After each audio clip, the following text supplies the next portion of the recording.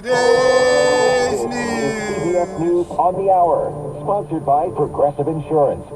I'm Steve Cason. Breaking news from New York, where prosecutors say they will oppose dismissing Donald Trump's hush money case, but could be open to delaying his sentencing. Trump's lawyers have asked for a dismissal in light of his election.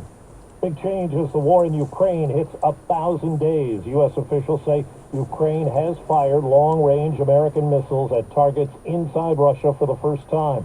CBS's Charlie D'Agata at the Pentagon. These are U.S.-supplied ATACMS weapons, those long-range weapons fired into Russian soil. These are longer range, carrying a different warhead for the first time being used against Russian targets on Russian soil. The news comes hours after Vladimir Putin lowered the threshold for Russia's possible use of nuclear weapons to include a conventional attack on the country by any nation supported by a nuclear power.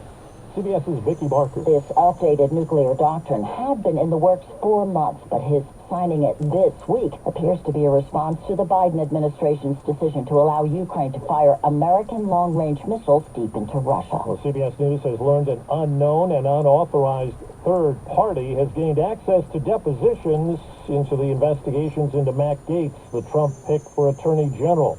It includes a sworn deposition from a minor who claims to have had sex with Gaetz.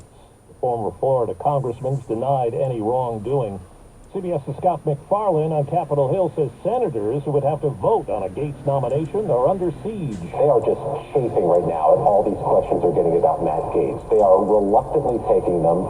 They are trying to, in some cases, avoid them. They are now eager to serve as senators and not as responders to Matt Gaetz questions, but right now they are facing the latter, not the former. Two sources close to the Trump transition confirmed to CBS News that President-elect Trump has now expected to nominate billionaire Cantor Fitzgerald CEO Howard Lutnick as Commerce Secretary. The term bomb cyclones being used to describe the weather system bearing down on the Pacific Northwest. CBS Philadelphia meteorologist Grant Gilmore. We're talking about heavy rainfall. Some places could see nearly 20 inches of rain. You've got flash flooding concerns, heavy snow in the higher elevations, up to 3 feet of snowfall, and then strong winds where along the coast we could see wind gusts near 80 miles per hour. Well, President Biden talked climate change and energy production, speaking today at the G20 summit. When it comes to the adoption of clean energy, we've made remarkable progress together, but we all know we have so much more to do. We all know what it takes. Wall Street right now, the Dow is down 130. This is CBS News. Well, that's today's news. I didn't hear any good news, did you? I didn't think so. I guess it's all about perspective. The glass is half full. Well, as always, I'd like to thank you again for coming along with me on these Dash Cam News adventures. You know the drill.